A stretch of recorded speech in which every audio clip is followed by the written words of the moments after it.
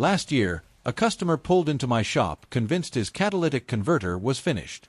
The dealership had already quoted him $1,400. I looked at his maintenance history, asked him 3 quick questions about his daily driving, and told him to come back in 2 days. 48 hours later, he drove out with the exact same converter, $0 spent on parts, and a check engine light that never came back on. What I had him do takes about 20 minutes, requires no tools at all, and Japanese mechanics have been quietly doing it since the 1980s. Hi friends, this is your go-to channel for real car care that actually saves you money. Today I'm revealing the Japanese highway method, the technique that revives so many so-called dead catalytic converters on Toyotas, Hondas, Mazdas, and other Japanese cars without touching a wrench. Picture this. Your check engine light pops on, you scan it, and there it is, the dreaded P0420 code. Catalytic converter efficiency below threshold. Your stomach drops because you know what's coming next, a repair bill that can easily hit $1,200 or $1,500. But here's what most mechanics won't tell you. In the majority of cases, especially on cars with under 200,000 miles, that converter isn't actually dead. It's just clogged and suffocating slowly. Most drivers think of a catalytic converter like a light bulb. It either works or it doesn't. That's completely wrong. A catalytic converter is more like the drain under your kitchen sink. It doesn't fail overnight. It gets narrower and narrower over tens of thousands of miles as carbon deposits, unburnt fuel residue, and chemical byproducts slowly build up inside it. Inside that stainless steel sits a ceramic honeycomb with thousands of tiny passages coated in precious metals, platinum, palladium, and rhodium. Those metals trigger the chemical reactions that clean up your exhaust. But when those passages start getting coated and blocked, exhaust flow drops, efficiency falls, and your car starts throwing codes. You feel it first as sluggish acceleration, worse fuel economy, and sometimes a faint rotten egg smell on hard throttle. The car hesitates when you try to pass someone, like it suddenly forgot how to make power. That's not usually a dead converter, that's a clogged one. And there's a massive difference between the two. A truly dead converter has a cracked or melted honeycomb, or the precious metals have been poisoned. Those do need replacement. But in my experience, at least 60 to 70% of the converters that get replaced in this country could have been saved. Japanese mechanics figured this out decades ago, and almost nobody here talks about it. Why don't dealerships mention it? Simple. Replacing a catalytic converter is very profitable.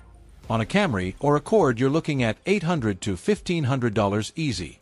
Nobody in the service department gets rewarded for telling you to go drive on the highway for 20 minutes. The system is built to sell parts, not prevent repairs. So what's actually happening? Your catalytic converter is designed to clean itself at very high temperatures, around 800 to 900 degrees Celsius.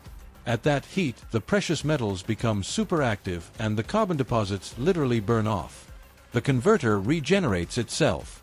That self-cleaning ability was built in on purpose by the engineers. The problem is most of us never let it reach those temperatures.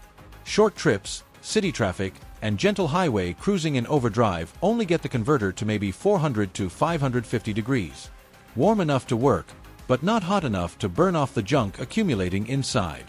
Do that year after year and the passages slowly close up until the oxygen sensors notice and the check engine light comes on. Japanese mechanics noticed this pattern back in the 1980s with taxis and delivery cars that lived in heavy city traffic. Their solution wasn't a new part, it was deliberate, sustained heat. They developed what's now known as the Japanese highway method. It's simple in concept but incredibly effective when done right. Here's exactly how it works. First, get your fuel tank down to about a quarter full. Add a good fuel system cleaner that actually contains polyethyramine, PEA for short.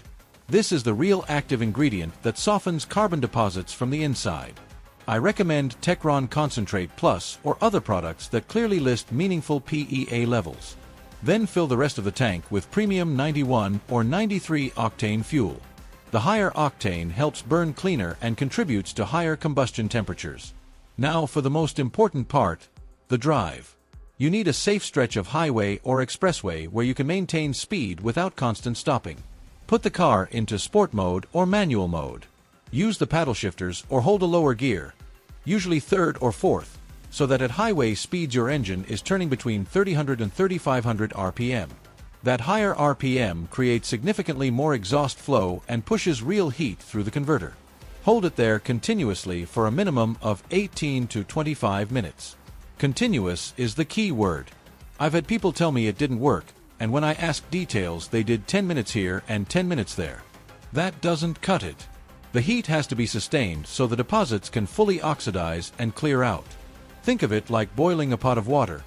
You can't bring it halfway to boil twice and expect the same result as one solid boil. During this run, you might notice a brief sharp or sulfur smell from the exhaust. That's completely normal. That's the burning carbon coming out. It usually fades after a few minutes and is actually a good sign that things are clearing. The car may even feel a little stronger toward the end as restriction drops. After the run, just drive normally. If you have a good OBD2 scanner, watch the oxygen sensors. The downstream sensor should become much steadier compared to the upstream one when the converter is working properly. The check engine light won't usually go off immediately. The computer needs several complete drive cycles, usually within 100 to 150 miles, to retest the converter efficiency. But if the method worked, that P0420 code stays gone.